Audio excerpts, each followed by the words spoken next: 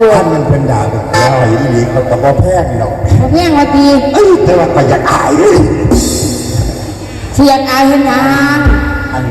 ท่านอย่าไปบอกว่าเป็นมะเขือข่อยเด้อจ้าบ่บอกอันท่านบอกว่ามะเขือไผก็ได้ในบ้านในเมืองเจ้าบ่ให้บอกว่ามะเขือเจ้าว่าที่ไอ้ท่านมาเป็นมะเขือข่อยบ่ญาติเพิ่นบ่กินข่อยยืนข้างจ้าจังแม่นเนาะโอ้ก็สิได้ไปใส่หูดมะเขืออยู่น้ำไฟนี่แหละเว้ยเนาะหน่วยใหญ่จังบ่อันนี้เจ้าคุณหลายนี่ได้ตั้งที่ได้มะเขือข่อยแม่นจังบ่เอามะเขือข่อยได้เรื่องอันนี้บ่มะเขือข่อยยืนก็ข่อยเอาทั้งเขือมันไปมะเข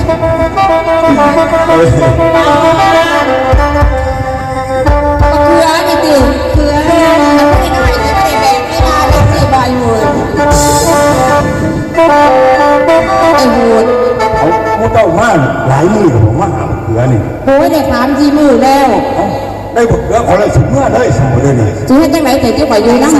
บกเขือของข่อยพัดข่อยแห้งกระดอกข่อยอธิษฐานสักคนนี้อ้าวอธิษฐานให้ข่อยอธิษฐานสักคนเลย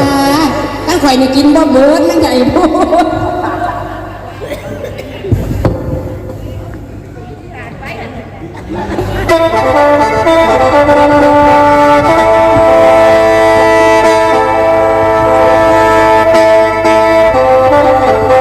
ตัดสินจะอายตัดแล้วพอมีแนวที่เป็นห่วงนอกหูเอาบักเขือแทนห่วงไปแต่เอา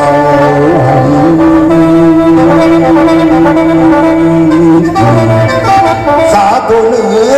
ชาติก่อนอีกใครใดเก็บดอกไม้จุดผูกบูชาธรรมเคยได้มานำกับทานแต่ขบันบอกเรื่องฟ้าขอให้นางข้าท่านพอใจว่าเกิดที่แน่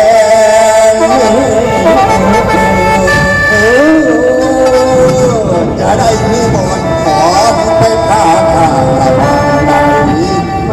คือว่าเขือหน่วยนี่ผมได้ตุ้มต้อมไปแต่เป็นดอกชาติกบบัดนี้จ้า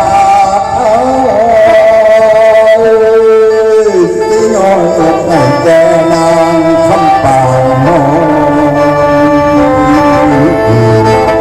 สาธุเอ๋ยขอให้เป็นสอนตอนหัวใจเธอผู้เดิม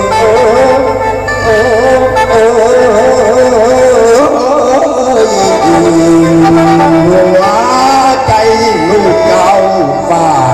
ผู้มีหน้าดอกโดดสูง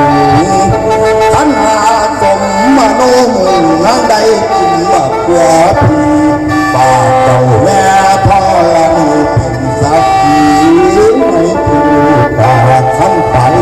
มาคูเดินราญาใดเกินที่มาแทนขอรอบักกะแลนแม่นสิมีกำแพงมาขัดกวนอยู่หน้าให้พาเท้าผ่านไปหวังก็แสใหญ่ดวงเป็นดวงรักพันหลักอธิษฐานจงฟังบ้องดวงยังดอกพรบอกท่าทีไม่คอยผ่านถึงเวลาตะวันบายบายเอาความฝากต้องนอนเอาเสียไปถ้าที่เอ่ยนี่มันคือหัวใจอายเลือดใน